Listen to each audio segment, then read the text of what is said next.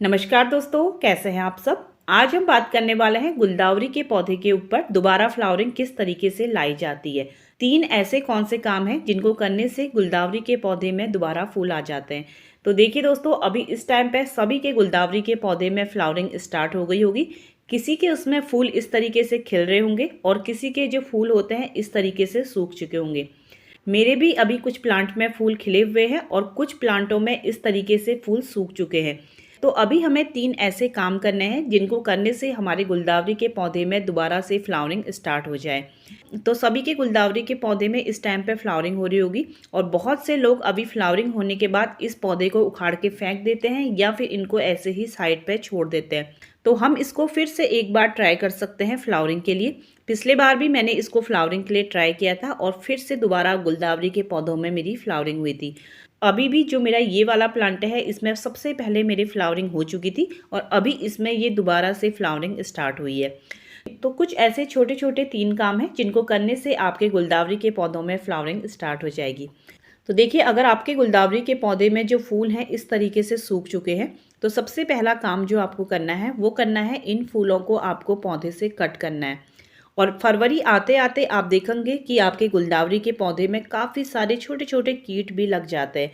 तो जो ये कीट हैं अगर आपके पौधे में बहुत ज़्यादा लगेंगे तो आपके पौधे को काफ़ी ज़्यादा नुकसान पहुंचा सकते हैं। तो अभी हम करेंगे सबसे पहला काम, वो है इन फूलों को कट करना। जब भी आप फूलों को कट करें तो आपको बहुत ज़्यादा नीचे से फूलों को कट नहीं करना है। आपको पौधे की कटिंग नहीं करनी है, सिर्फ आपको फ्लावर की कटिंग करनी है। ये देखिए, इस तरीके से हम फूलों की कटिंग कर देंगे। आप गुलदावरी के पौधे में देखेंगे फूलों के साथ साथ आपको छोटी छोटी बर्ड्स भी नजर आएंगी। अगर आप ये पुराने और सूखे हुए फूलों को कट नहीं करेंगे, जो इसमें छोटी छोटी कलियां बन रही हैं वो बढ़ नहीं पाएंगी और ना ही खिलेंगी। और जब हम फूलों को कट कर देते हैं, जो पौधा होता है वो सारी की सारी अपनी एनर्जी उन कलियों पर लगा देता है उनको फ्लावरिंग के लिए। तो इस तरीके से आपको पूरे के पूरे सूखे हुए फूल पौधे से कट कर देने हैं। फूलों को कट करने के बाद हम करेंगे दूसरा काम। दूसरा काम है पौधे को, जो इसमें कीट लगे हैं उन कीटों को पौधे से भगाना। अगर आप ध्यान नहीं देंगे, जो ये कीट हैं ये बहुत ही जल्दी पौधे पर फैल जाते हैं और हमारे पूरे पौधे को ख़त्म कर देते हैं। क्योंकि दोस्तों, जो गुलदावरी का पौधा है ये एक परमानेंट प्लांट है। इसमें सर्दियों में फूल आते हैं, लेकिन आप इस पौधे को पूरे साल भर तक बचा के रख सकते हैं। फरवरी के टाइम पे जो ये कीट होते हैं ये पौधे पे काफ़ी ज़्यादा लग जाते हैं। अगर इस टाइम पे आप इन पौधों को इन कीटों से बचा लेते हैं तो आपका पौधा आगे चल के अपने आप ही अच्छी ग्रोथ में आ जाएगा। जो अभी इस टाइम पे ये कीट लगते हैं ये मौसमी कीट होते हैं, ये सभी पौधों पे इस टाइम पे लग जाते हैं।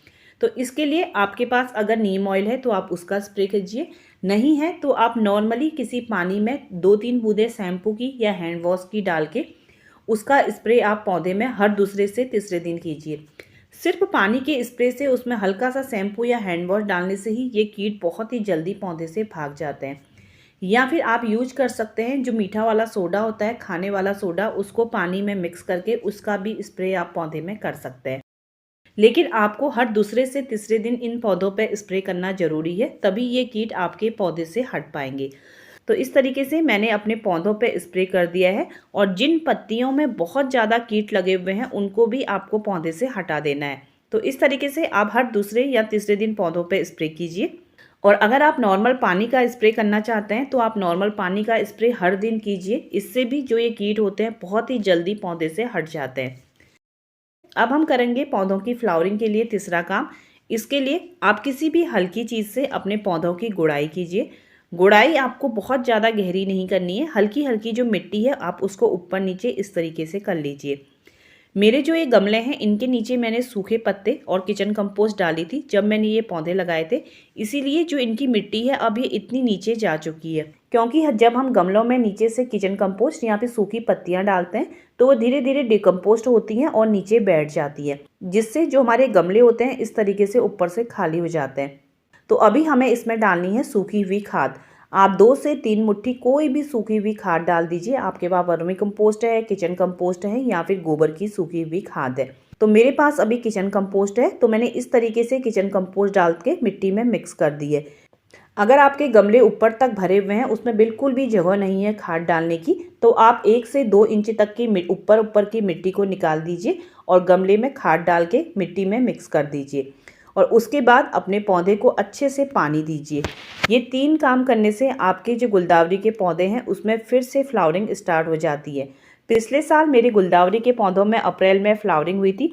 जो दोबारा फ्लावरिंग होती है वो बहुत ज़्यादा नहीं होती, जितनी पहले फ्लावरिंग होती है उतनी फ्लावरिंग नहीं होती है। कम फूल आते हैं लेकिन आते हैं।